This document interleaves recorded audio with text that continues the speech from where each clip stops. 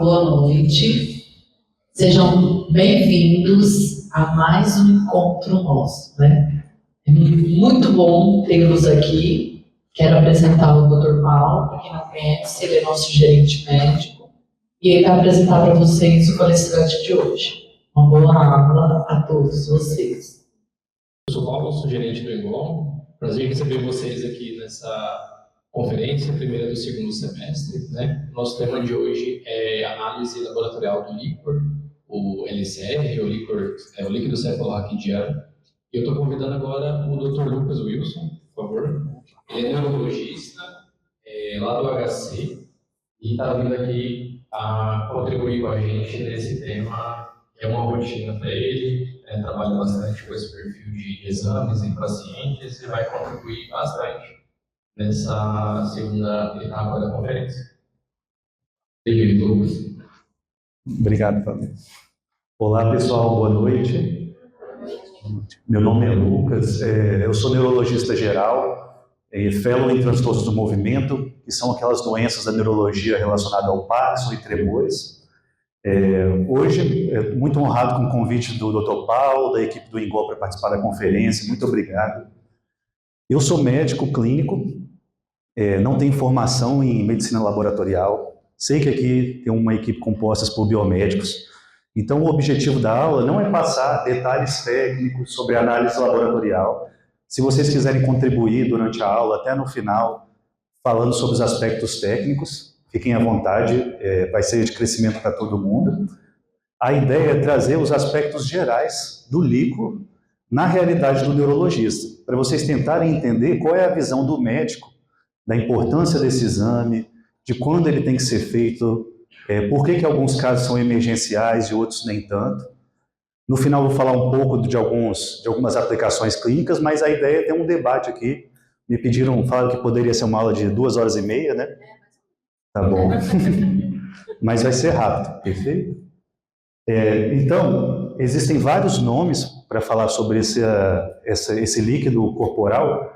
O mais consagrado é líquido cefalorraquidiano, mas também pode ser encontrado na literatura como líquido cefaloespinhal, líquor cérebro-espinhal. Na nossa aula a gente vai chamar ele pelo um apelido que é o líquor, ou LCR, sigla, tá bom? Então, partindo sempre do mais simples para o mais complexo, a gente vai passar por uma introdução básica, depois a fisiologia também, sem aprofundar nos aspectos bioquímicos fisiológicos, mais geral. Depois eu vou trazer eu me senti na obrigação de trazer um pouco sobre análise laboratorial, mas, igual eu falei, vai ser bem superficial, é um protocolo genérico, não é o protocolo dessa instituição, e fiquem à vontade para poder contribuir, tá bom? E fazer as correlações clínicas no final.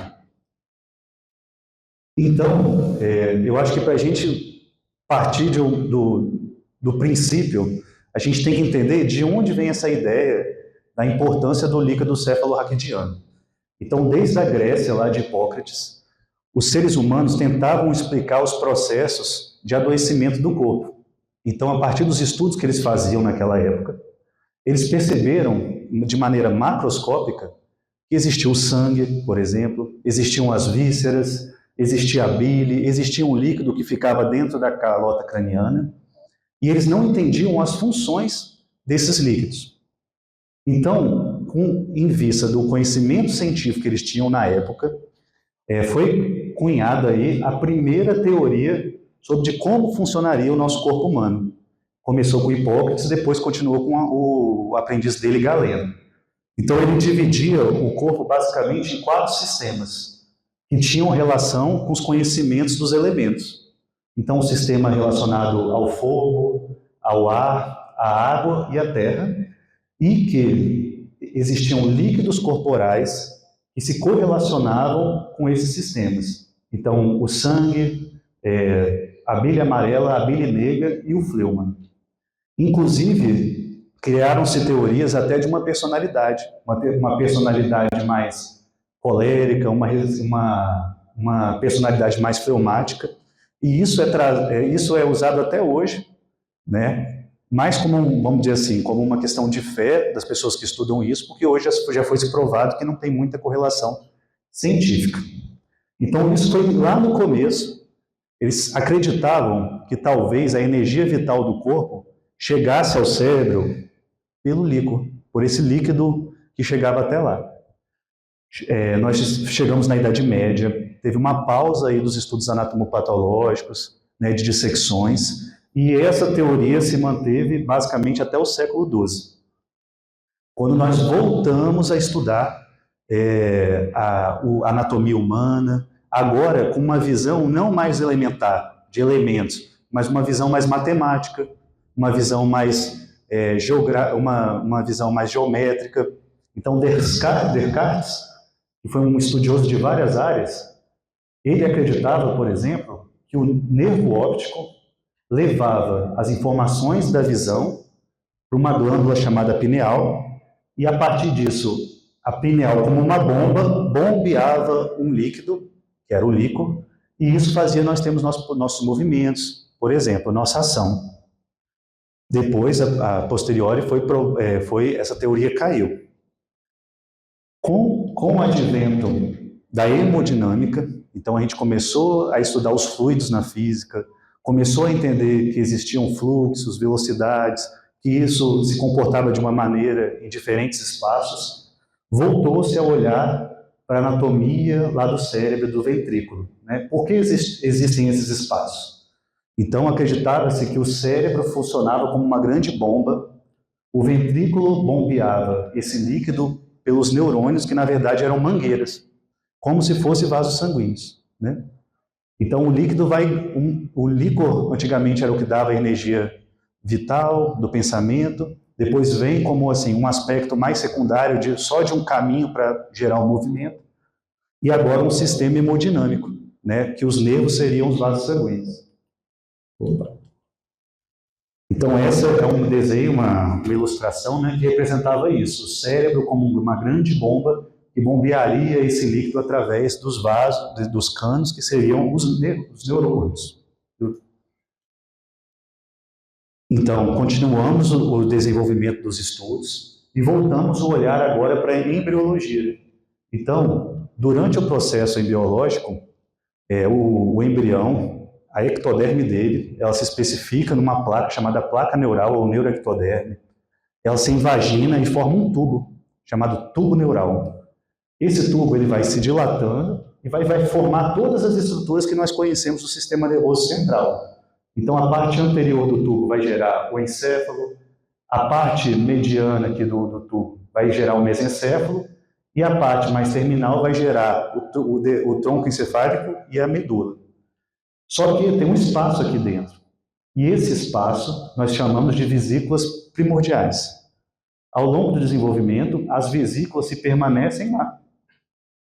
E com o desenvolvimento das estruturas do sistema nervoso central, ela vai diminuindo, até virar uma lâmina quase que virtual, chamada espaço subaracnoide, que é ali que está o líquor. Então, todos os vertebrados respeitam esse tipo de desenvolvimento neuronal, a partir de uma vesícula primordial. Então, a gente consegue entender por que existe um espaço ali onde o líquido cefalorraquidiano está passando. Após o surgimento, o descobrimento da eletricidade, com isso a gente pôde estudar o potencial de ação da célula. Depois disso, o descobrimento da célula, o descobrimento do neurônio por Carral, a gente conseguiu elaborar hoje o que a gente chama de sistema nervoso, num aspecto central e no seu aspecto periférico. Agora, os vasos não são mais, os nervos não são mais canos, agora eles são fios. E eu só poderia falar isso se eu soubesse que os fios carregam eletricidade. Por isso que o desenvolvimento do estudo da neurologia, das neurociências, acompanha o desenvolvimento das tecnologias humanas. E agora, se tudo é fio e eletricidade, como que se explica, né, por que existe esse líquido cefalorraquidiano, por que existe esse sistema glicórico? Então, hoje a gente sabe que aquelas vesículas vão dar origem aos ventrículos, né, ao espaço subaracnoide e o canal central da medula. Então agora acho que a gente já chegou assim, num conhecimento básico sobre anatomia. Então o líquor nada mais é que um líquido incolor que circula o cérebro, a medula espinhal dos animais vertebrados dentro daqueles espaços que antes eram vesículas. O espaço subaracnoide, os ventrículos e o canal central da medula. Eles são produzidos por células especializadas, que se juntam e formam o plexo coroide, a gente vai ver mais à frente. Ele tem um baixo peso molecular e ele tem uma homeostase essencial com o sangue, né, para manter a atividade neuronal. Então, nós vamos ter componentes do líquor semelhantes do sangue, ou seja, células, proteínas, glicose, outras substâncias, lactato, enzima, eletrólitos, globulinas. Então, se eu posso dosar isso no sangue, eu também posso dosar isso no líquor. Perfeito? Ele também tem um fluxo, então ele é produzido aqui nos plexos coroides, principalmente nos ventrículos, no quarto ventrículo e algumas células ependimárias. Ele desce pela medula espinhal, como se desse uma curva e voltasse para ser drenado nas granulações subaracnoides. Então esse é o fluxo normal do líquor. Então a gente pode trazer alguns raciocínios aqui. Por exemplo, se eu tenho um sangramento cerebral, apesar do sangramento ser lá do cérebro, o sangue, ao entrar em contato com o líquor, ele desce e também tem contato com a medula. Isso explica, por exemplo, a rigidez de nuca. Então, por exemplo, apesar do processo infeccioso estar distante, ou o processo hemorrágico estar distante, pelo líquor banhar todo o sistema nervoso central, a gente tem sintomas e manifestações longe do local de origem daquela doença. Falando um pouco mais das meninges, então, eles ficam dentro de uma vesícula que se afinou e formou um espaço virtual chamado espaço subaracnoide. Isso, vamos dizer assim, ele é composta por 3 meninges. Uma meninge mais externa, chamada dura mater, ela fica bem colada na tábua óssea. Uma mais interna, o folheto interno. Uma mais interna, chamada pia mater, que basicamente ela fica colada no cérebro.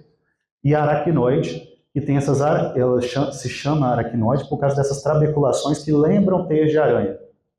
Isso forma um espaço onde o líquor está. É lá que eu vou fazer a punção, é nesse espaço que eu vou coletar o líquor, é nesse espaço que, se eu fizer uma raquianestesia, eu vou botar o anestésico, é nesse espaço que eu quiser fazer uma quimioterapia intratecal, eu posso fazer a infusão da medicação. E por quê, né? Porque evolutivamente a gente mantém essas vesículas, os vertebrados mantêm esse desenvolvimento ao longo da evolução. Porque ela tem funções, principalmente de proteção mecânica, o empuxo, basicamente. Então, quando o corpo está submerso dentro de um fluido ou parte dele, né, a gente tem uma redução do peso. É aquela sensação que nós temos quando nós entramos na piscina e ficamos mais leve. Então, isso permite uma proteção a impactos, por exemplo.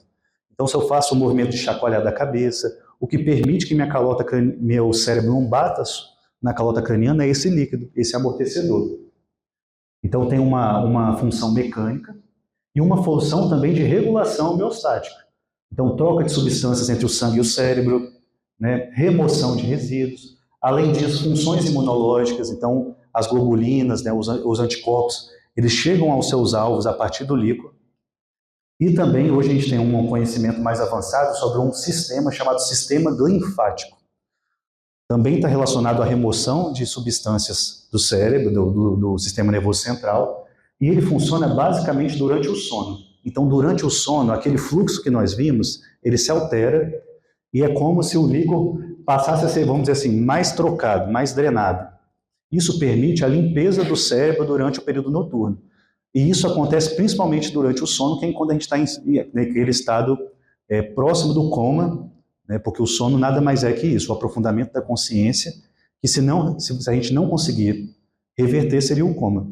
Então, nesse período noturno, é onde nosso cérebro é mais limpo, bem entre aspas. Inclusive, isso tem relação com os processos de memória. Então, uma pessoa que não dorme, uma pessoa que tem insônia ou distúrbio do sono crônico, muitas vezes pode ter um risco aumentado, não é uma correlação direta, mas pode ter um risco aumentado de desenvolver doenças do esquecimento, as demências. Então, assim, o processo do sono também é importante para a limpeza cerebral. Então, eu falo isso aqui para os concurseiros, para os estudantes: não deixem de dormir. É durante o sono que nós fazemos a limpeza principalmente do cérebro. É lá que a gente vai fazer a consolidação das memórias. O que você estuda de manhã para uma prova é durante o sono que você vai solidificar, né, vai tornar isso mais fixo. Então, uma pessoa que não dorme, não descansa, não solidifica a memória, isso pode gerar problemas no futuro. Então, olha só que interessante, o líquor não traz mais a energia vital do pensamento, mas ele tem várias outras funções, né? Então, a produção licórica. Então, a pressão arterial sistêmica, ela é maior do que a pressão licórica. Então, isso permite uma filtração passiva do sangue pelo endotélio capilar. Isso é uma pressão hidrostática, então gera uma formação de um fluido intersticial a partir dessa diferença de pressão. Outras células também podem produzir o líquido, igual a gente falou anteriormente.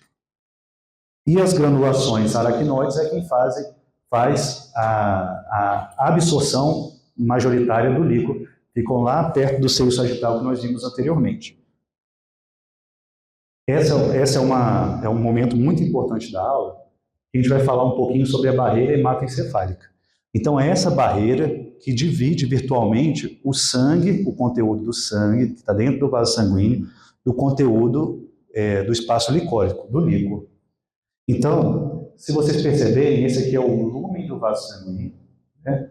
Esse aqui é o núcleo da célula endotelial, e ela está em íntimo contato com as células do sistema nervoso, tanto as células da glia, como as trócitos, como os neurônios. E a partir desses pés, né, no astrócito, por exemplo, chamado de pés podocitários, que a gente tem a maioria das trocas das substâncias entre essas células.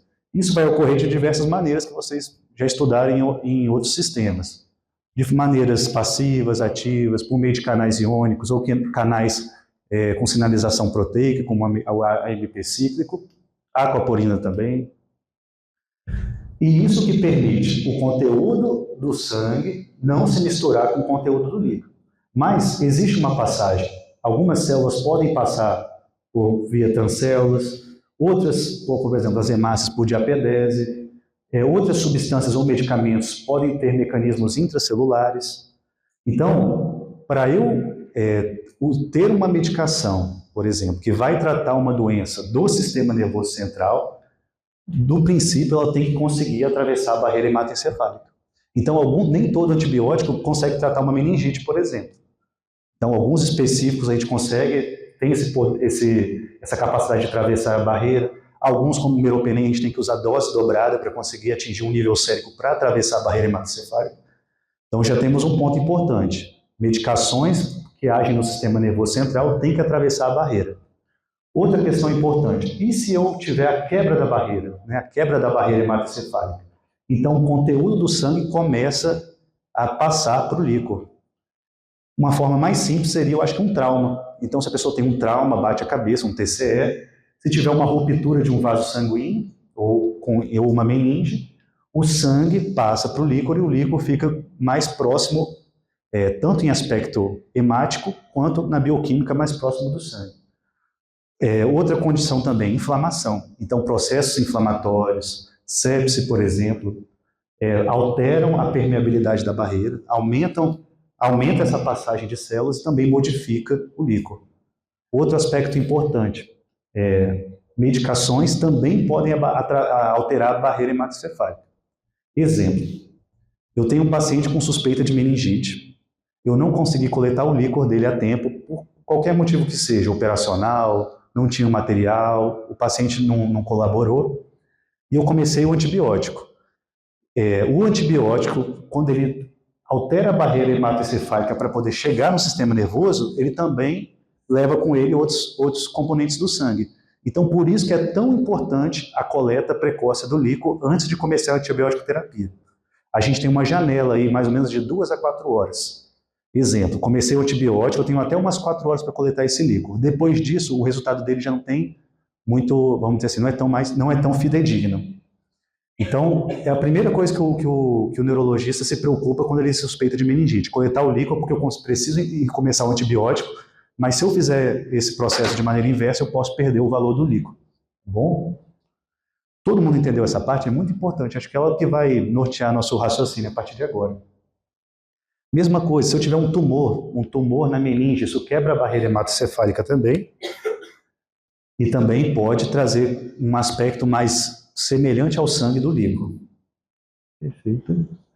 Aqui é mais aspectos mais de definição, mas o volume do ventrículo é cerca de 20 milímetros, mas o volume do líquido pode chegar até 150 ml. Nossa renovação diária é constante, podendo chegar a 500 ml por dia. Por isso que eu posso funcionar. Existe um procedimento chamado TAP test, que eu tiro um volume considerável de líquido, mais ou menos 30 a 40 ml, mas a pessoa praticamente não sente falta desse líquido. Por quê? Eu tenho uma produção constante. E a taxa de renovação é diretamente proporcional à formação inversamente proporcional ao volume do líquido. Isso aqui não tem muita importância para vocês, eu acredito. Se produz muito. É uma pergunta boa da Jaqueline. Por quê? Quando eu era residente no Hospital das Clínicas, o laboratório pedia no mínimo 8 ml. No mínimo 8. Lá no neurológico, ele já fala, 5 a gente consegue fazer. Então, eu queria saber de vocês, qual seria o volume, assim? 20. Produz um monte, me manda 20. Mas mais ou menos, assim, uns 8, 10, 10 no mínimo. Perde 5 ml, um exame só. Bom. E a gente trabalha com 5. É assim, fazendo um milagre, literalmente. Talvez alguém reclamou de mim no laboratório. Então. Por que não coleta mais? Existe uma complicação chamada hipotensão licórica, que pode gerar uma baixa de pressão licórica, e isso gera dor de cabeça. E é o que a gente chama de cefaleia pós-RAC.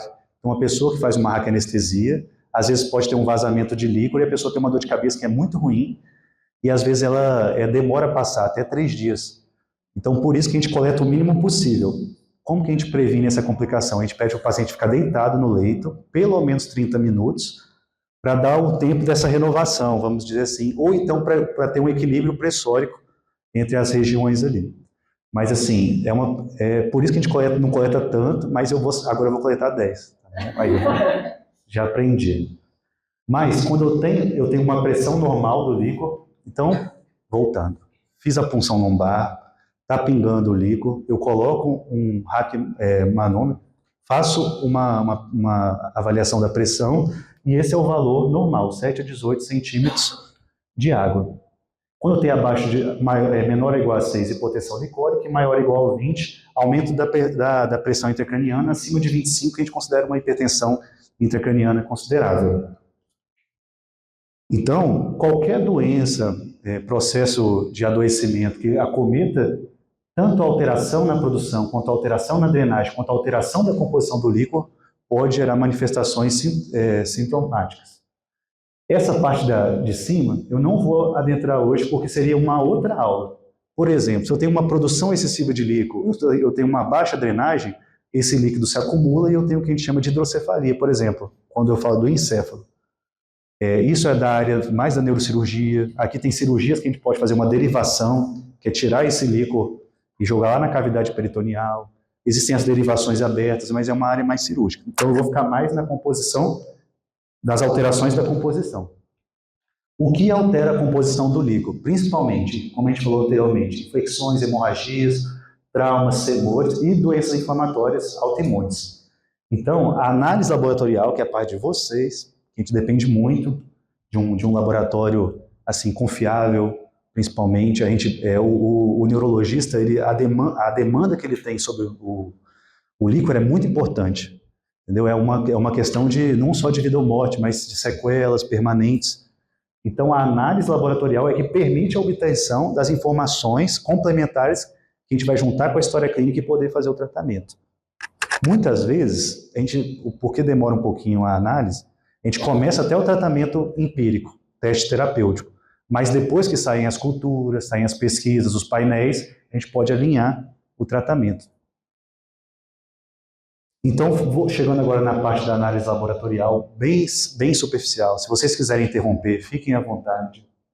Então, parte desde a coleta da amostra, ao transporte, o armazenamento, o preparo, a análise do exame físico, a contagem global de células. Aqui também vai entrar um pouco de bioquímica. os controles de qualidade, a contagem de leucócitos, que a gente vai ver que tem padrões diferentes para as diferentes doenças, e também, por final, a gente pode também fazer a pesquisa de células malignas no líquido. Então, o líquido é colocado num frasco, na verdade 3 frascos sem anticoagulante, 3 tubos, né? Devidamente identificados, numerados. A identificação deve conter o nome, número de registro e data da coleta, isso é muito importante. Parou. Isso eu desliguei.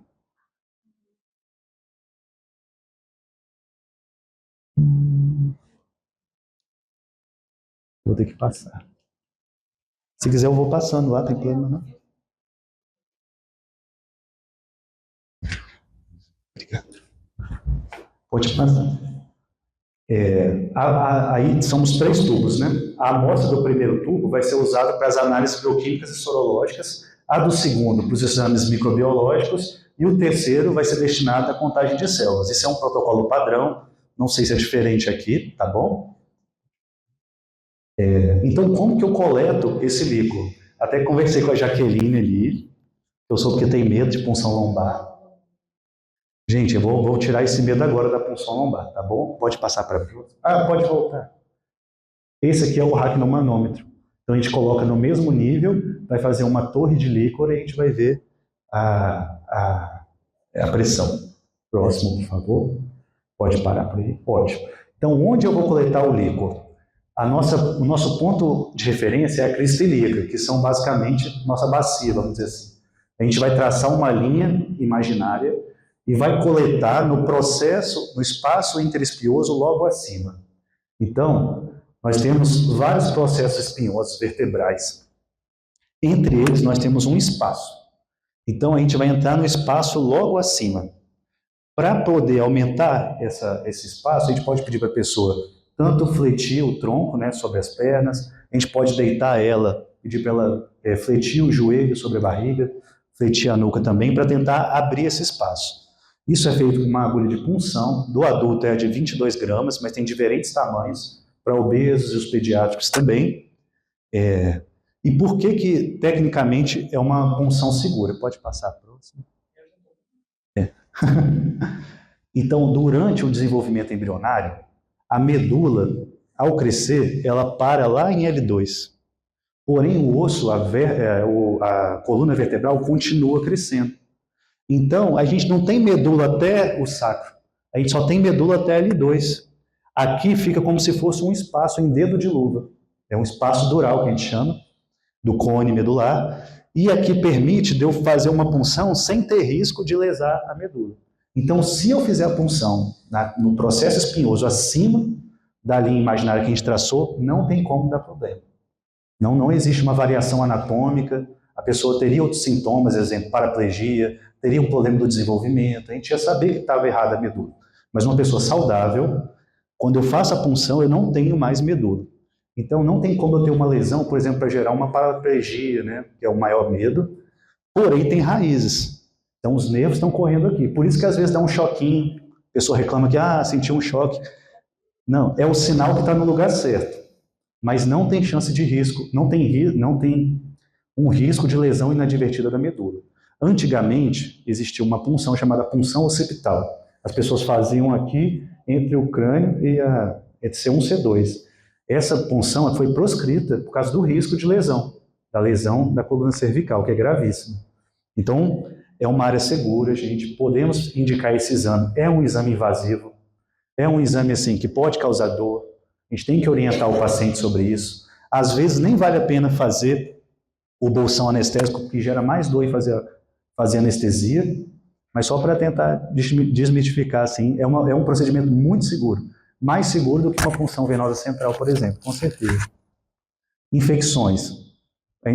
Até como meu chefe fala, tem que ser muito porco, tem que sim, fazer muita coisa errada para você gerar uma meningite com uma punção. É um procedimento estéril, mas assim, é um espaço virtual, é muito difícil ter uma contaminação por uma agulha, por exemplo. Pode passar o próximo. Então, a pessoa, eu estou suspeitando que esse paciente está com alguma alteração do sistema nervoso central, eu quero coletar o líquor para conseguir ter mais informações complementares.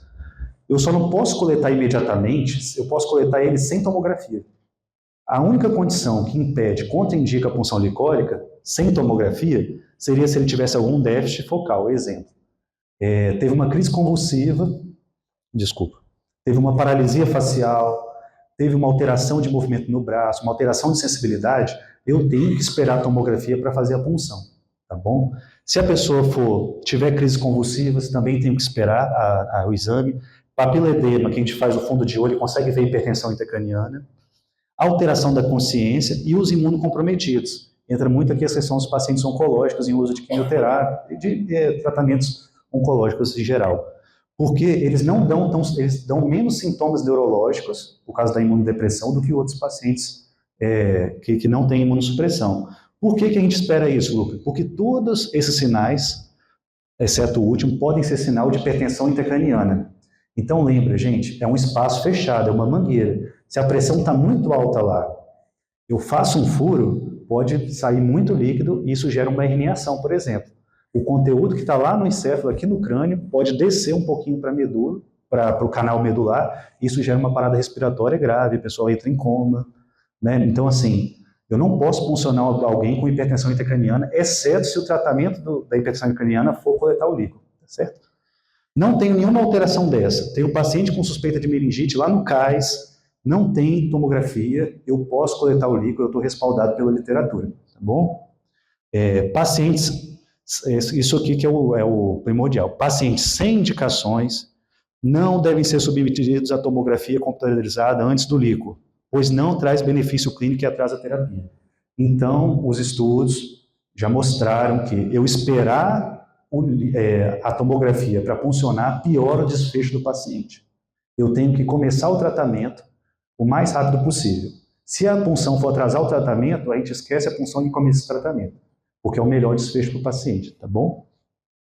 Próximo.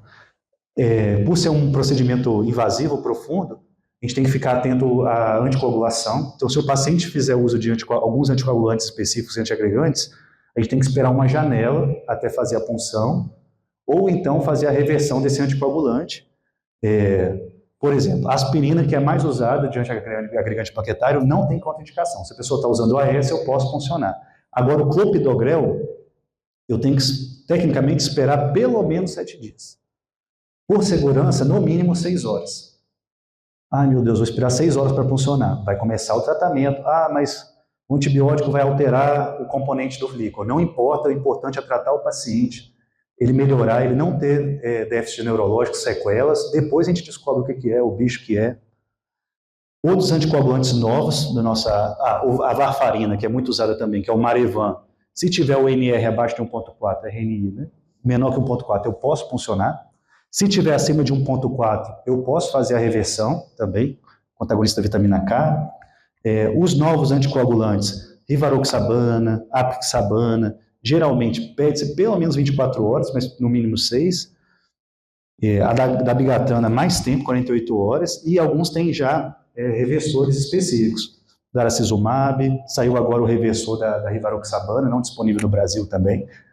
Em mensagem, se o paciente toma anticoagulante ou antiagregante, a gente tem que olhar para essa tabela e ver se eu não tenho contraindicações à punção, tá bom?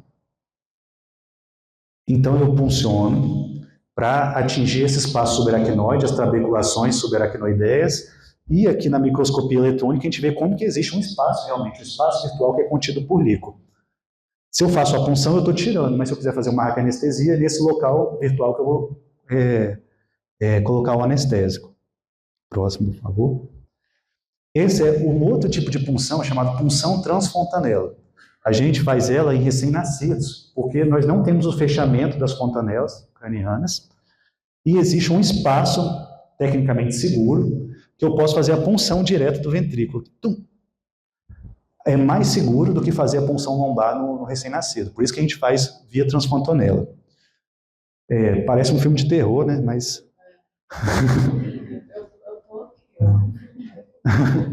Mas é um procedimento super tranquilo, a gente faz guiado com ultrassom. Já aconteceu várias vezes do bebê nem acordar. A gente não faz anestésico. Então, apesar de assim, ser bem temerária, assim, a imagem, de fazer uma punção cerebral, assim, a gente foge de todas as estruturas nobres que nós temos, e é um procedimento bem indolor, alguns recém-nascidos nem choram, tá bom? Bem tranquilo. Próximo, por favor. Em relação ao armazenamento, geralmente 2 horas para análise, não sei como é que é aqui mais ou menos a média de tempo para sair. Quem vai se arriscar em falar? Eu sei que é mais, 2 horas é pouco, mas estava escrito 2 horas. Armazenado, né, 5 a 12 graus. Depois que eu realizo a análise, eu posso ainda guardar esse líquido na geladeira durante 30 dias, principalmente para investigação adicional. Então, durante a investigação, eu pensei em novas hipóteses diagnósticas, tem um líquido lá guardado no laboratório, eu posso pedir uma avaliação complementar, mas algumas proteínas, elas são muito sensíveis à temperatura, pH, e a gente não considera isso. Por exemplo, às vezes, esqueci de coletar uma proteína específica no líquido. Eu, particularmente, prefiro fazer outra punção do que usar a amostra. Mas para estudos de celularidade, não tem problema. Próximo. Então, o preparo da amostra.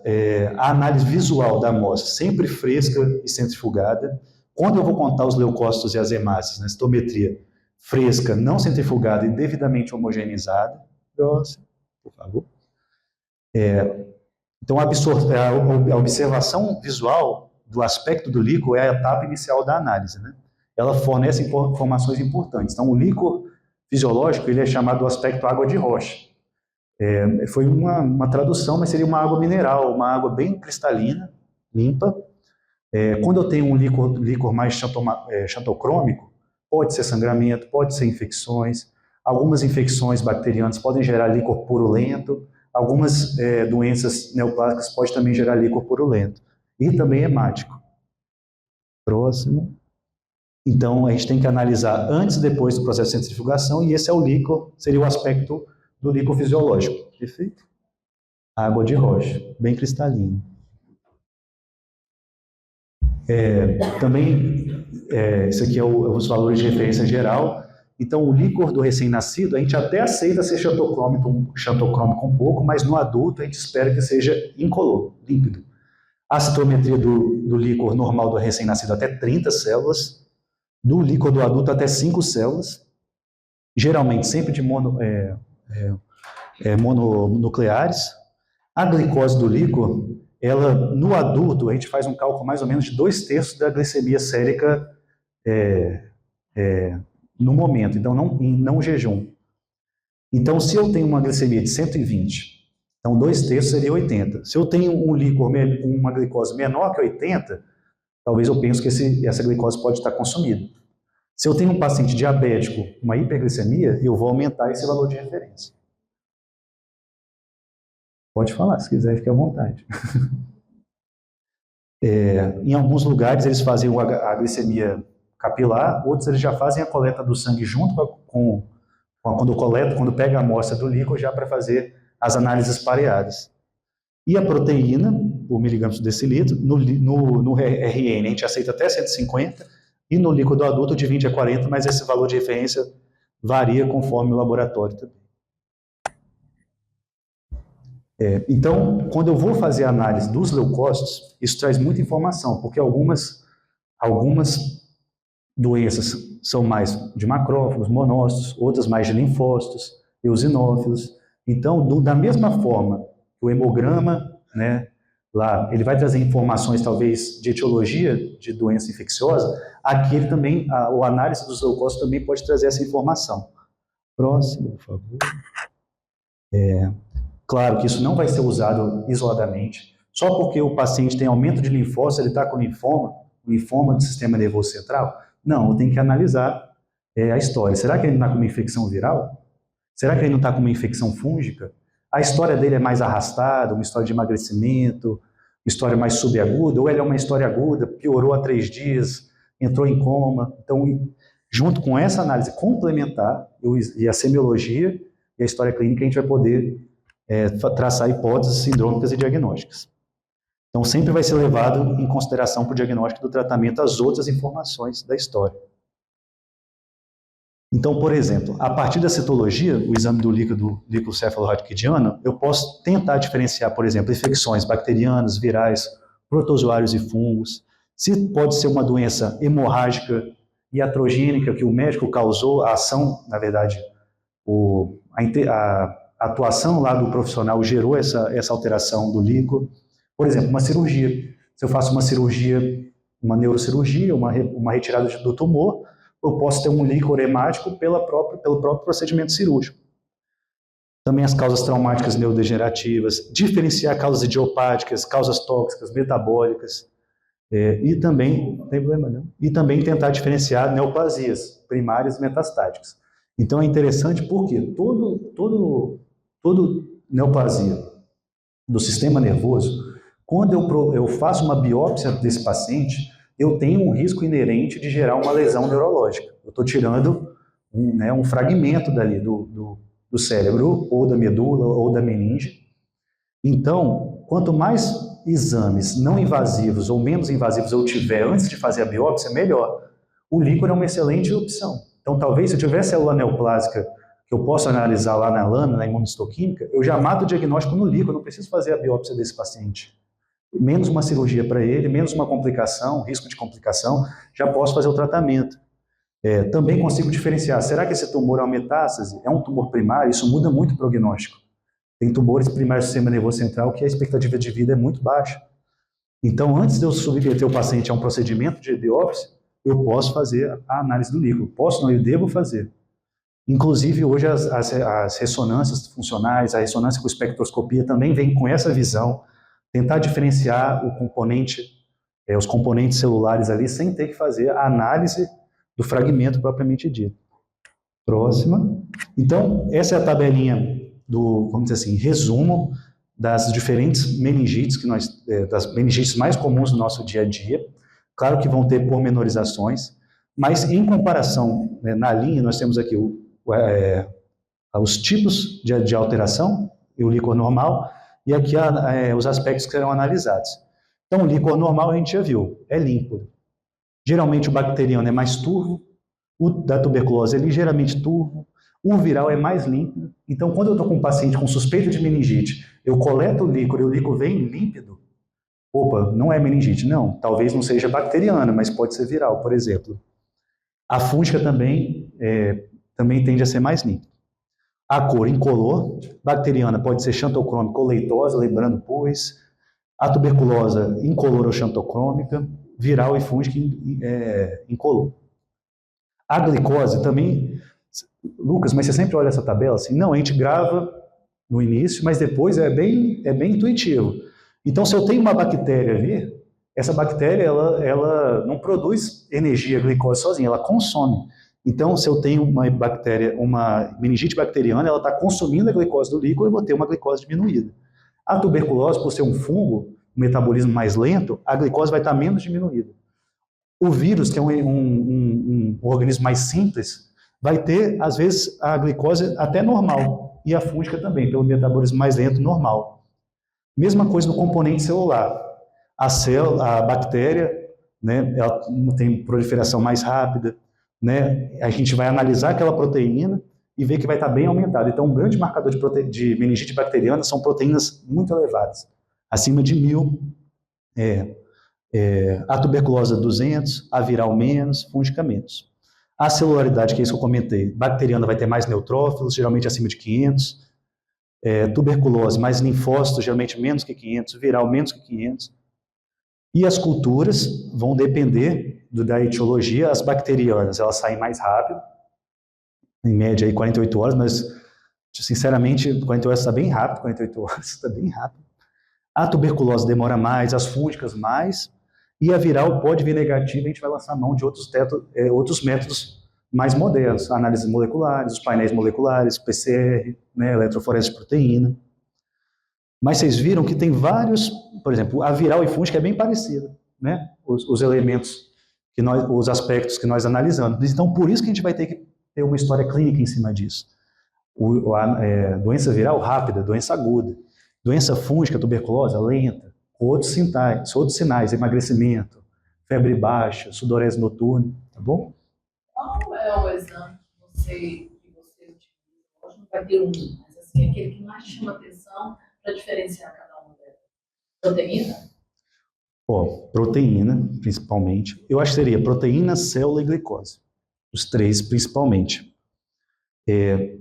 Por quê? Porque, assim, a gente tem às vezes a proteína fica dentro da mesma janela, aí a celularidade pode diferenciar isso. E a glicose traz a diferença, por exemplo, às vezes de uma meningite fúngica e outra viral, por exemplo. Claro que a clínica, né? Soberano. Não estou descartando. Isso mesmo. Mas... Agora, se eu fosse escolher uma, que assim, acho que essa é a pergunta, seria celularidade. Se eu fosse escolher uma. Porque aí eu ia conseguir tentar ter mais informações etiológicas. Porque eu ia conseguir saber se é neutrófilo, se é linfócito. A proteína aumentada pode estar presente em outras situações. Então não teria esse aspecto mais etiológico, sabe? Mas assim, acho que o mandorinha só não faz verão, a gente precisaria de toda essa análise. Outra coisa que também trazem bastante é o lactato. Eu não trouxe nessa tabela. Então o lactato pode ajudar a diferenciar meningite bacteriana de meningite viral, por exemplo. Isso aqui, aos poucos, se vocês quiserem estudar mais a fundo, vai entrando na nossa mente, a gente vai entendendo a fisiopatologia da doença, e daqui a pouco fica natural esse raciocínio. Mas acho isso Esse é o resumido, vamos para o próximo. Mas não, o resumido já é a gente pode, igual essa era a ideia desse slide, mostrar que a gente pode aprofundar a análise sempre. A gente pode analisar estudo, por exemplo, com látex, estudos específicos de microscopia, pelo GRAM, pesquisas específicas de anticorpos, pesquisa de proteínas específicas. É isso que hoje que a gente está evoluindo, eu vou falar mais ao final. No futuro, procurar proteínas específicas no líquido, proteínas que marcam Alzheimer, proteínas que marcam Parkinson. A gente quer descobrir mais cedo essas doenças para ver se tem algum remédio que eu possa entrar antes da pessoa ficar debilitada, né? Então, antes dele chegar para mim esquecido, será que eu não posso começar um tratamento para postergar ou evitar a evolução da doença? O líquor está começando a ganhar muita importância nesse aspecto. Ainda temos limitações, não são todos os laboratórios que fazem, alguns só em São Paulo, não faz parte do protocolo de SUS, por exemplo, mas essa tabela é para mostrar que tem como aprofundar, existem pormenorizações. Eu consigo diferenciar, por exemplo, neurocisticercose em alguns aspectos, da meningoencefalia por fungo, das encefalites, tá bom? Próximo. Então, vou agora vindo mais para os aspectos clínicos, né? Agora, pessoal, se vocês quiserem, tem alguma coisa que eu falei errado, que vocês acham que podem acrescentar também da análise laboratorial, que talvez aqui faça diferente do que foi falado? Professor, uma dúvida, lá naquele ali nas globulinas, é o teste de PAND? Ou ele se refere à dosagem? Dosagem, imagina. O PAND, ele é usual? Ele já caiu em desuso? Eu não vou saber responder essa pergunta, mas eu também trabalho com neuroimunologia, lá na pesquisa clínica lá da UFG, e basicamente a dosagem de imunoglobulinas pareadas no líquor e no sangue, e dosagem de bandas oligoclonais. Eu nunca pedi PANT nem nada assim. Por isso, então eu acho... Se você pegar uma rotina de líquido, aí um PAND... eu não saberia dizer se caiu em desuso, eu acho que pode ter aplicações específicas, mas na rotina do estudo, lá das pesquisas das drogas para esclerose múltipla, a gente não faz esse tipo de análise, por exemplo. Agora, por exemplo, tem a cadeia de proteína leve, tipo kappa, que entrou no critério de diagnóstico da esclerose múltipla de 2024, então é um novo marcador do líquor, além do BOC, então assim, mas nada de PANT, assim. Desculpa. Eu acho que vai ter que passar com ele. E aquele é um reagente que assim, é raro de encontrar, e ele não teria para fazer. E às vezes... Bom, Jaqueline, eu vou conversar com o pessoal da pesquisa lá. Eu vou pesquisar também, Eu vou... às vezes que eu vi que você não citou ele, não. Eu vou conversar com o pessoal lá do Laboratórios Biomédicos da Pesquisa e ver se tem alguma implicação e tudo, tá bom? Mas eu vou ficar devendo essa para você. A gente compra ainda. Ele é um reagente cristalizado, aí para ficar na estufa um monte de horas para ele ficar líquido, para a gente poder diluir, para depois conseguir usar essa solução. Eu acho que se for ter uma utilidade, seria algo bem específico. Acho que tem que ter, mas talvez diminuir, né? Eu acho que ele era para globulismo. Isso. Para diferenciar a proteína. Eu vou ver sobre isso. Se tem outro, qual é o método que eles usam lá? Ótimo. Próximo, por favor. Então, falando agora mais dos aspectos das meningoencefalites, né? Então, a gente estudou as meninges lá. Lembra? Dura mater, aracnoide e pia mater. Quando eu tenho um processo inflamatório das leptomeninges, que seria a pia mater e a aracnoide, nós temos o que a gente chama de meningite. Esse sufixo "ite" é bem entre aspas, significa inflamação. Então, uma inflamação das meninges.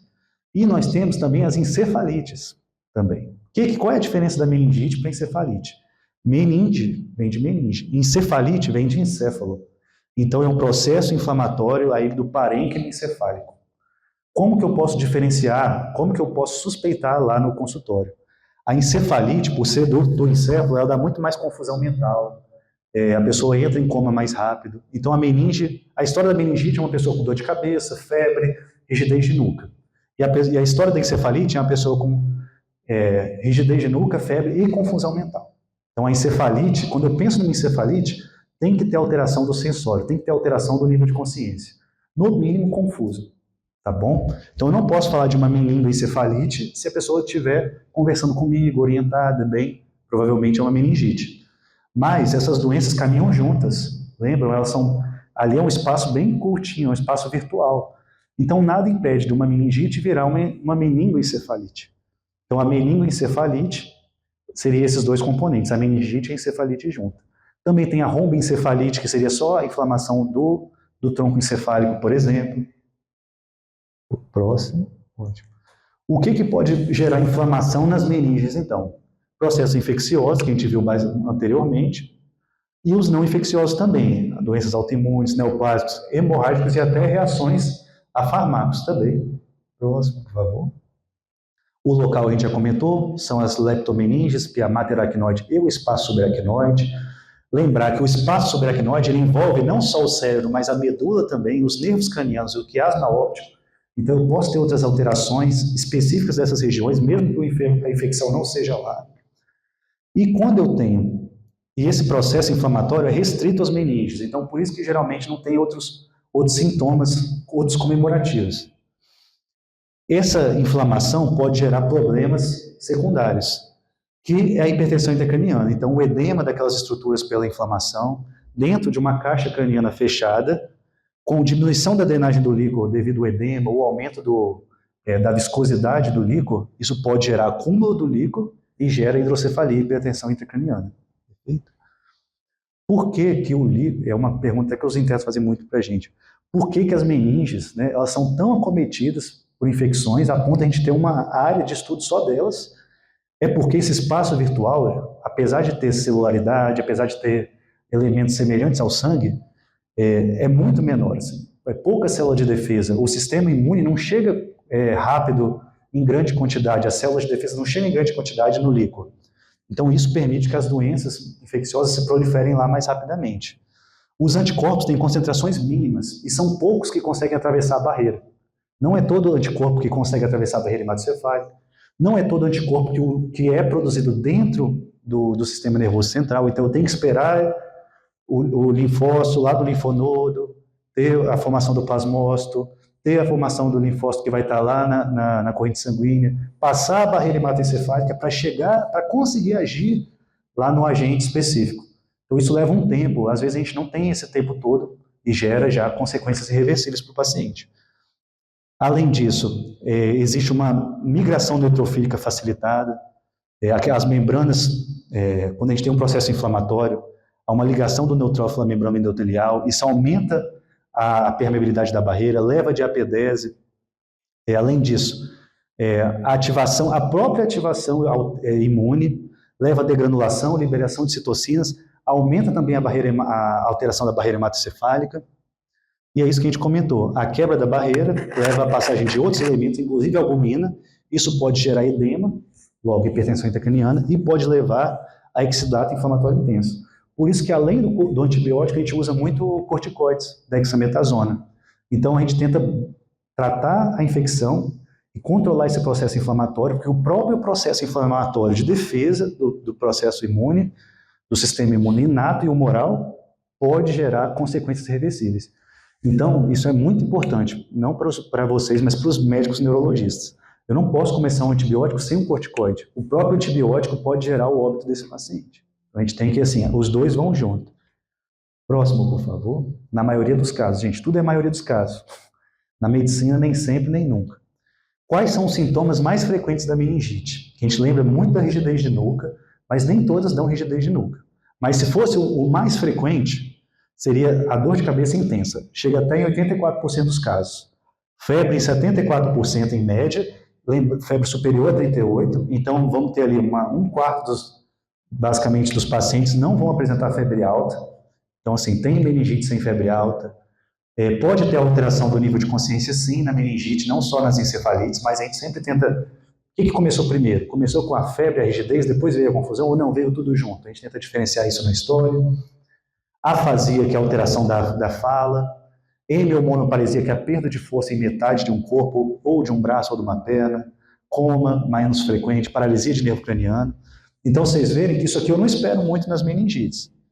Agora, se falei a febre, rigidez, náusea, seria o nosso quadro clínico mais assim, sugestivo. Próximo, por favor. Nós temos alguns testes semiológicos que podem ser feitos à beira-leito. Eu trouxe aqui basicamente os testes de digitação meníngea. Um é o teste de Brudzinski. Basicamente, a pessoa deitada em decúbito dorsal, com as pernas retas, eu faço uma flexão rápida da cervical e ela faz uma flexão do joelho, de maneira reflexa. E o teste de Kernig, que basicamente eu dobro o quadril sobre o abdômen, faço uma flexão do quadril, e depois eu faço a extensão rápida do joelho, isso gera dor. Então é um sinal positivo. É positivo para infecção bacteriana? Não. É positivo para meningite. Agora, o que é essa meningite? A gente vai pegar os outros aspectos da história. Opa, teve um trauma, caiu, bateu a cabeça de moto, um TCE, e agora está com Kernig positivo. Eu penso mais numa etiologia hemorrágica, né, traumática. Opa, está com febre, dor de cabeça, né, confusão mental. Será que isso não é uma meningoencefalite? Então a gente vai norteando. E as manchas? Isso. A meningite meningocócica, ela pode gerar uma vasculite, e isso gera púrpuras, né, que a gente chama. Então são manchas como se fossem violáceas, como se fosse um hematoma, mas quando você faz a digitopressão, eles não somem. Então, esse é um sinal gravíssimo. Então, se eu tenho um paciente que chega num contexto de suspeita de meningite, ele tem lesão de púrpura na pele, é altamente sugestivo de Neisseria meningitidis, de uma doença meningocócica que é muito grave, tão grave que hoje a gente tem a imunização. Então, ela faz parte do calendário nacional de imunização, a vacina meningocócica, né? Tem várias, hoje entrou a ACWY também, que antes não tinha. Então, a gente vacina a nossa população para não chegar nessa fase. Meus sentimentos. E essa história é muito comum, porque quando chega no nosso pronto-socorro, com púrpura, com alterações do nível de consciência, já é um caso muito grave. Sabe? Mesmo. Só que eles fizeram o exame e só Entendi. E o antibiótico começaram antes? Assim? Ótimo. Na quarta como Perfeito. Só que aí ela já Bom, e aí só fez isso. meus sentimentos aí. Mas todo mundo teve que tomar medicação. Isso. Profilaxia, né? Mas é por isso que a gente faz a imunização. Para meningites, para streptococcus também, pneumonia, para o haemófilos também, porque são doenças muito graves. Na criança, principalmente. Então, devido às questões de imunidade, né, a criança é mais colonizada, nós todos somos colonizados pela Neisseria, provavelmente, igual pelo streptococcus, mas ela só gera patogênios quando ela se prolifera. Então, realmente, por essa questão de imunidade, tem germes, tem bactérias que são mais comuns no recém-nascido, tem outros na criança, na primeira infância, outros no adolescente, outros no adulto, e a gente também norteia nosso raciocínio por isso. Mas se chega uma criança para a gente com púrpuras na pele, lesões de pele, é altamente sugestivo é muito sensível para a infecção meningocócica. Os achados característicos da meningite bacteriana, a gente já falou anteriormente, mas eu até extrapolei aqui. Então, assim, glicose bem consumida, lembra a meningite bacteriana, contagem de leucócito acima de 1000, lembra muito meningite bacteriana, poucas doenças causam essas alterações, concentração de proteína muito alta, poucas doenças causam essas alterações, a relação entre o líquor e a glicose, que é 2 para 3, uma fração 2 para 3, que seria 0,4, da glicose sérica, a porcentagem de neutrófilos geralmente superior a 80%, então eu posso ter um linfócito, eu posso ter outras células, outras células brancas, mas geralmente o neutrófilo é predominante, 80%, e o lactato, como a gente falou anteriormente, pode sugerir, tem que conseguir diferenciar a meningite bacteriana da meningite viral. Então o lactato ele é um vamos dizer assim, ele é um metabólito do metabolismo da glicose. Se eu tenho muito consumo de glicose, eu tenho muita produção de lactato. No vírus, como eu não tenho muito consumo de glicose, o lactato vai estar normal.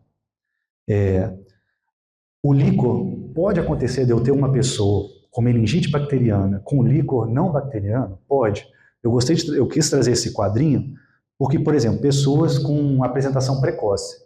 Logo já começou o quadro de meningite, procurou no mesmo dia o pronto-socorro, eu fiz o exame, está normal, ou então está pouco alterado. Se eu pensei na meningite, na hipótese, eu vou pedir os painéis, vou pedir a cultura e vou começar o tratamento. Se eu quiser repetir o líquor depois, se eu quiser ver se esse líquor vai ficar purulento ou não, é por outras questões. Mas quadros precoces podem ter líquor pouco alterado e pessoas com terapia antimicrobiana, igual eu falei, se eu coletar o líquor depois de 4 horas do início do antibiótico, pode ter algum tipo de alteração. 4 horas é o limite, mas assim, depois de alguns dias, principalmente, tem menos alterações. E pessoas com neutropenia, é isso que eu queria trazer. Então, pacientes em tratamentos hematológicos, com medicações que podem gerar neutropenia, se eu tenho um quadro sugestivo de meningite, mesmo se eu não tiver neutrófilos acima de 80, lembrar que está diminuído como um todo, né? Ele está neutropênico. Então, se está faltando na própria corrente sanguínea, também vai estar com pouco neutrófilo no líquor. Então, lembrar dessas situações. Já começou o antibiótico, doença precoce e pessoas com neutropenia. Sempre, sempre, sempre, sempre. As hemoculturas devem ser obtidas e o antibiótico empírico deve ser administrado o mais rápido possível. Coletei todos os exames que precisava, fiz a punção lombar, antibiótico. Ah, mas vai demorar. Ah, mas eu não tenho, eu vou precisar esperar a tomografia. Começa o antibiótico. A gente corre atrás das 4 horas, mas começa o antibiótico. Hemocultura eu acho que não tem muita limitação, geralmente é coleta rápida. E é essencial que a terapia antimicrobiana não seja adiada se houver contraindicação ou incapacidade de realizar uma punção licórica. Tem punção que é difícil, gente. Até para especialista, paciente com hérnia de disco, paciente com escoliose. Às vezes o paciente não tolera, ele não deixa a gente fazer a punção, eu tenho que fazer uma sedação. Então, nada disso pode postergar o início da antibiótico terapia, tá bom? Então, o líquor é muito importante, mas o antibiótico é mais. Isso eu trouxe mais para vocês, se tiver um médico lá assim, não, tem que sair esse resultado, porque sem esse resultado eu não posso começar um antibiótico. Isso é controverso, na verdade não. Coletou o líquido, pode começar um antibiótico. A gente já está correndo a análise, depois a gente faz o que tem que ser feito. Podemos ter, por exemplo, um dos tipos de exame, a bacterioscopia direta. Esses são os principais agentes bacterianos na população geral no Brasil. O Streptococcus pneumoniae, que é um Streptococcus gram-positivo, então a gente vai ter a coloração positiva para o gram. A Neisseria meningitidis, que são cocos gram-negativos. Então a gente consegue só pela bacterioscopia, viu o bichinho lá, viu? Opa, já sei o que é. Então às vezes não preciso fazer o processamento todo, soltar o resultado do exame. Viu na lâmina, resultado crítico. Avisa o pronto-socorro. Ó, doutor, já estou fazendo a bacterioscopia aqui e tem realmente gram-positivo. Opa, já norteou aqui meu pensamento, já consegui trocar o antibiótico se for o caso, tá bom? Outras investigações adicionais, a bioquímica a gente falou, as culturas nas suas diferentes formas, a bacterioscopia pelo Gram e Zionelson. Lembrar que a sensibilidade da coloração por Gram, ela é limitada, pode chegar a 50%. Então lembrar que se não tiver uma alteração da bacterioscopia, isso não quer dizer que não tem bactérias lá. A gente tem que analisar o todo. Quem sabe a bacterioscopia foi negativa, aí daqui 2 dias sai a hemocultura positiva. Então a gente não suspende, o neurologista não suspende antibiótico com bacterioscopia negativa. Hemocultura negativa, coletada antes do antibiótico, tudo certinho, a gente começa a repensar o diagnóstico. Será que eu não estou diante de uma doença inflamatória? Chegou para mim, eu pensei que era uma meningite bacteriana. Só que veio com líquor parecendo bactéria, proteína aumentada, neutrófilo aumentado, glicose consumida. Só que todas as investigações microbiológicas vieram negativas. Opa, talvez essa doença não é infecciosa. Aí eu vou abrir o leque para as doenças autoimunes. Mas eu não deixei de tratar o paciente, porque se fosse bactéria, ele ia ter prejuízo se eu tivesse postergado o tratamento. As citologias específicas, a gente tem a tinta da China que pesquisa criptococo, lembrar que a neurocriptococose é uma doença muito comum aqui no Brasil, principalmente no centro-oeste. Ela gera hipertensão intracraniana, gera hidrocefalia, gera meningite. E essa é a pesquisa específica. Para ele, tem outro, lembrar aqui. A reação do látex, meningo ABC, o Primófilos e para o Streptococcus.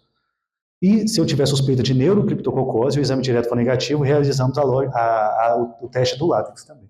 Tá bom? É só para explanar que temos várias pesquisas específicas. Se eu tenho suspeita de meningite viral, hoje a gente tem o painel para meningoencefalites virais. Antes não era tão disponível, mas hoje está disponível em quase todos os hospitais privados, pelo menos. Então, eu suspeito da meningite, é bacteriana. Geralmente a orientação é pedir um painel, porque aí ele já vai analisar a maioria dos agentes, inclusive herpes vírus, herpes zoster, né, que são importantes para a nossa epidemiologia também. Alguns agentes a gente tem que fazer a pesquisa específica, mas os gerais a gente já vai sair do painel. O painel geralmente demora um pouquinho, um pouco mais que a análise bioquímica, então por isso que a gente também não vai postergar o tratamento esperando o painel. Além disso, a gente pode lançar mão do PCR, os testes rápidos moleculares, inclusive para tuberculose, os métodos de ELISA, de outras formas de eletroforese, sorologias específicas. Então, eu estou com suspeita de herpes zoster, eu não vou pesquisar só o PCR para zoster no livro, eu também vou pedir a sorologia sérica, porque às vezes eu pego um IgM positivo, opa, isso aí também já me remete mais, lembrando que eu já suspeitei de zoster, já comecei o aciclovir. Tudo isso que a gente está fazendo, o aciclovir já está correndo já, tá bom? Próximo. Isso pode acontecer, que são os acidentes de punção. Então, às vezes, alguns vasos sanguíneos se entrepõem entre a agulha e o local que a gente vai coletar o líquido. Quando eu acabo puncionando esse vaso ou transfixando ele, vem um líquido hemático. Opa, isso aqui é um acidente de punção ou é uma hemorragia? Aí eu posso fazer uma coleta seriada. Se for um acidente de punção, o líquor vai clareando no tubo. Se for uma hemorragia, ainda está acontecendo sangramento, o líquor não vai ficar límpido, ele vai manter o aspecto hemático. Isso eu consigo fazer no leito, na hora do exame ali. Estou na dúvida, deixo pingar, vou tirando os frascos, opa, clareou, ficou límpido, não, foi só um acidente de punção. Uma coisa que eu não trouxe também é porque eu não sabia se fazem isso no laboratório, mas a gente, na prática, quando vem muita hemácia, a gente pensa em acidente de punção, a gente faz um cálculo, isso está até no guideline, para cada 1000 hemácias a gente tira uma proteína, e para cada 1000 hemácias a gente tira um leucócito em média.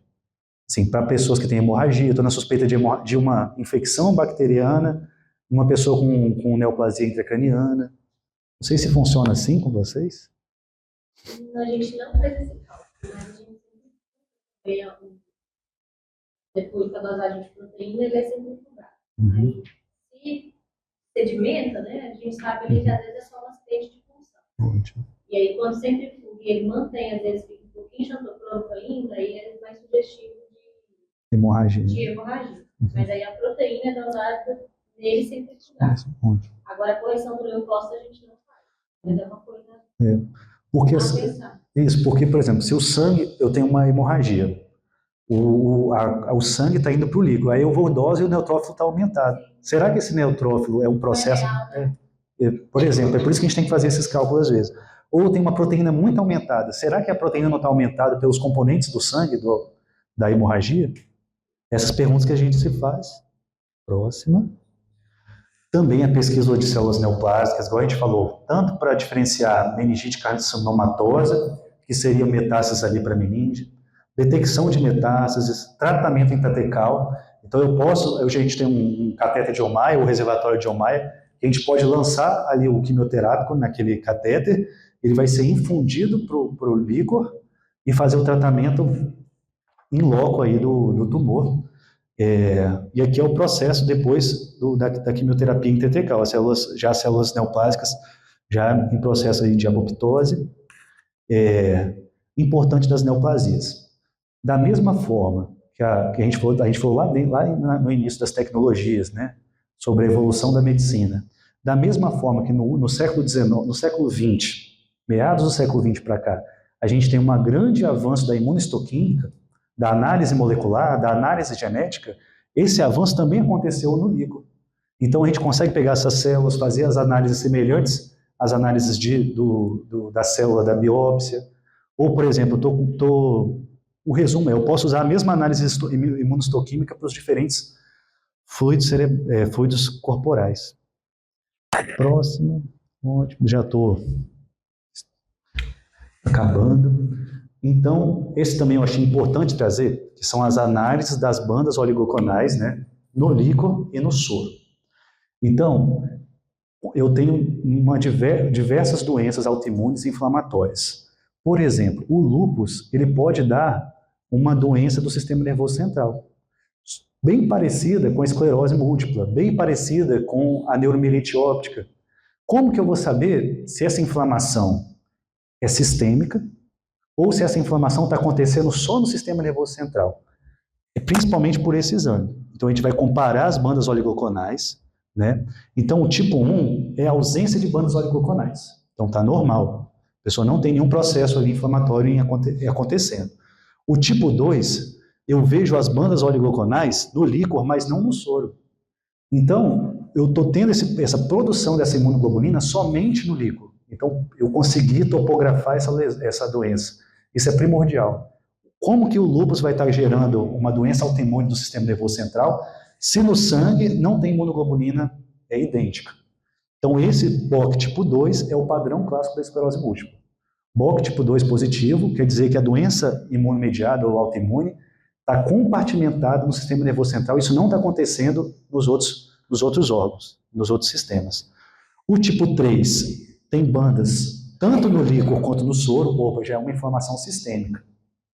Mas elas não são idênticas. Então é uma doença inflamatória que tem uma manifestação central, mas também tem uma manifestação para os outros sistemas, mas ela funciona nos dois, vamos dizer assim, ela funciona nos dois sistemas. O ataque autoimune vai ser ao sistema nervoso central e o ataque autoimune vai ser diferente nos outros sistemas. Vai ficar mais entendível agora no tipo 4, porque o tipo 4 são idênticos. Então, o anticorpo, a imunoglobulina que está sendo produzida no sangue também é a mesma que está no líquor. Então, provavelmente é uma doença autoimune sistêmica, lúpus, doença de BC, sarcoidose, são exemplos, que o anticorpo está passando a barreira hematocefálica e está gerando a lesão. Qual a importância disso, Lucas? O tratamento muda totalmente. A esclerose múltipla é uma medicação. O lúpus, a sarcoidose, é outra medicação. Então, assim, eu entender se essa produção de imunoglobulina está sendo só no líquor, intratecal, ou se é sistêmica, muda todo no meu tratamento. E o tipo 5 é o padrão idêntico de bandas monoclonais no líquor e no soro. Perfeito? Outras análises que pode ser feita, já que ele até falou, a dosagem das imunoglobulinas, pareadas, né, no líquor e no soro também. Hoje a gente tem a dosagem das proteínas tipo kappa, cadeia leve, que entrou para o critério diagnóstico da esclerose múltipla. Eu acho que faltou um slide nessa aula, que seria o slide das atualizações, do que tem mais recente, né, hoje em dia, da análise do líquor. Então, a esclerose múltipla, critério de McDonald's. Então, vão começar a pedir muito. Não sei se você aqui faz esse tipo de análise, mas os neurologistas vão começar a pedir mais cadeias leve kappa. Por quê? Porque entrou no critério diagnóstico. Então, do mesmo jeito que eu já pedi o BOC, eu já pedia BOC, já pedia dosagem de imunoglobulinas, agora eu vou pedir também a cadeia, se tiver disponível, no líquor. Faz pareada também, mas é no líquor. Esse daí é um laboratório, que tem 5 ml para fazer. Tá bom. A gente vai mais para Patologia. Legal. Depois vocês me contam, porque assim, então o pessoal está pedindo, descobriram que existe. E agora está indicado pela sociedade. Então vão começar a pedir. Volta, pode voltar. Isso aqui é o último. Vamos ficar fosforilando aqui. E quando você fala que o pessoal vai começar a pedir, você já está vendo isso na prática mesmo? Já na prática. Ou é teoria? É na prática mesmo. Por quê? Quando o neurologista ele não é especialista naquela área, ele segue o que a sociedade, o que os guidelines falam. Então ele não faz muita ciência. A cadeia leve capa já é usada há muito tempo, acho que desde os anos 2000 para esclerose múltipla. Mas a gente não tinha essa facilidade, não era pedido sem ser pesquisa, ou se eu for uma pessoa muito especialista, um caso específico. Agora entrou nos critérios diagnósticos. Então eu sou neurologista geral, estou lá em Rio Verde, eu cheguei um paciente para mim e o engodosa cadeia capa. Por critério diagnóstico, eu teria que pedir esse exame, por exemplo. Então, o neurologista geral também vai começar a pedir, porque está no guideline agora. Então, não tem dúvida, assim, virou protocolo, vamos dizer assim. Isso. Lembrar que também surgiram novas medicações, as pessoas querem fazer diagnóstico mais precoce, as informações que temos também disponíveis na internet. Então, os pacientes chegam com mais dúvida, a gente tem que aprofundar, às vezes, o diagnóstico. Outra importância também, a doença priônica, que eu não falei aqui, não sei se alguém já ouviu falar. Então, o prion é um fragmento de proteína menor que um vírus, mas ele é muito transmissível ali, não só pela célula, entre as células, ele passa pelo axônio, ele passa pelo líquor. Então, a principal doença é a doença da vaca louca, ou a encefalite espongiforme, mas existe a doença de Creutzfeldt-Jakob, que é uma doença muito grave. O óbito geralmente ocorre em 6 meses a 1 ano, os casos mais benignos em 2 anos, e a gente faz a dosagem da proteína 1433 no líquido, não sei se faz aqui, que é para essa doença específica. A gente também faz o RT-Quick, que também é um teste molecular específico para a doença priônica. Vou falar das neurodegenerativas, então a gente vai começar a dosar mais ainda o beta-amiloide para a doença de Alzheimer, a proteína tal no líquido também. Então, quando a gente começou a descrever as doenças neurológicas, a gente descrevia elas pelos fenótipos. Elas se manifestam de tal jeito. Então, elas ficaram num grupo guarda-chuva. Exemplo, Parkinson. Pessoa que treme, fica lenta, rígida, entrou num grupão de Parkinson. Só que, nos estudos pós-mortem, a gente já viu que era diferente. O cérebro desse paciente aqui, pós-mortem, é diferente desse aqui. Dos dois era doença de Parkinson. Foi a primeira diferenciação de subtipos que a gente viu. Então a gente viu que não tinha só doença de Parkinson, tinha doença de Levy, tinha a paralisia supranuclear progressiva, a degeneração córtico-basal, que são todas doenças que dão tremor e bradicinesia, e lentidão. Quando surgiram os estudos imunohistoquímicos, os moleculares e os genéticos, eu comecei a diferenciar esses quadros pela expressão gênica, depois pela expressão de proteína celular, e se eu estou descobrindo novos tipos, subtipos, eu também consigo tentar desenvolver terapias específicas. Mesma coisa da oncologia, mesma coisa. A ideia é terapia direcionada, monoclonais com célula-alvo, né? Menos efeitos colaterais, menos imunossupressão. E para eu poder entender, por exemplo, para eu entender se aquele paciente é de qual subtipo ele é, eu doso essas proteínas no líquido. Então, beta-amiloide e tal. Eu vou conversar com a Jaqueline, assim, mas ainda é muito restrito. A maioria deles é dosada no Einstein, aqui em Goiânia. Então não é disponível, mas é o futuro. Então vai começar a ser pedidos mais. Beta-amiloide, proteína tal, proteína TDP-43, a própria alfa-sinucleína, que é do Parkinson no líquido também. Ah, Lucas, mas não tem significado neurológico, não tem significado assim, não está no critério diagnóstico. Mas esse é o futuro. Inclusive, eu estava no congresso agora brasileiro de Transtornos dos Movimentos e basicamente foi isso. Teste genético, teste molecular e análise de proteínas no líquido. Esse foi o foco deles. No ano passado, no brasileiro, o foco tinha sido mais ressonância funcional. Ressonância que marca tal doença, que marca hipometabolismo. Aí agora estão falando mais da genética e mais dos marcadores. Em resumo, agora, passa aqui. Essa aqui foi minha bibliografia principal. Eu complementei com alguns artigos também. eu queria agradecer e falar assim, que não é à toa, isso você já foi falado inúmeras vezes, mas trazendo aqui de um médico, que eu sou subespecialista já, focal. Algumas pessoas acham que os neurologistas são até metidos por causa disso, né? Mas não, a gente sabe que o cuidado em saúde, o cuidado do paciente, ele é multidisciplinar. Não adianta nada eu fazer um melhor tratamento para ele se ele for por exemplo, mal visto pela equipe de enfermagem, ou se eu tenho um erro laboratorial, né? Então, todos nós somos importantes nesse processo de cuidado em saúde, né? E eu fiquei muito feliz de poder falar com outro público de profissional de saúde. Eu gosto de dar esse tipo de apresentação para não médicos, para mostrar que, do mesmo jeito que eu estou suando lá, meu Deus, é meningite bacteriana, é viral. O que eu faço? Eu sei que vocês estão suando lá no laboratório também. É transpiração, é dúvida, é medo de errar, são vidas humanas. Todos nós, nesse processo da equipe multi, a gente passa por essa pressão. Vocês não estão sozinhos, né? E agradeço aí a colaboração, o INGO e todos os biomédicos aí pela ajuda aí no cuidado, tá bom? Obrigado. Meu e-mail, se alguém quiser a apresentação em PDF, e o Instagram, se quiserem seguir lá também, tá bom? Esse tipo de função somente. Função licórica? Por enquanto, sim, mas eu acredito que no futuro não vai ser só médico. Pode fazer qualquer médico generalista, mas é um ato médico mesmo. Mas eu já tenho medo. Doutor, obrigada. Valeu, obrigado. Pessoal, agradeço a presença de vocês, eu recebi os certificados. Depois nós vamos fazer uma foto, tá bom?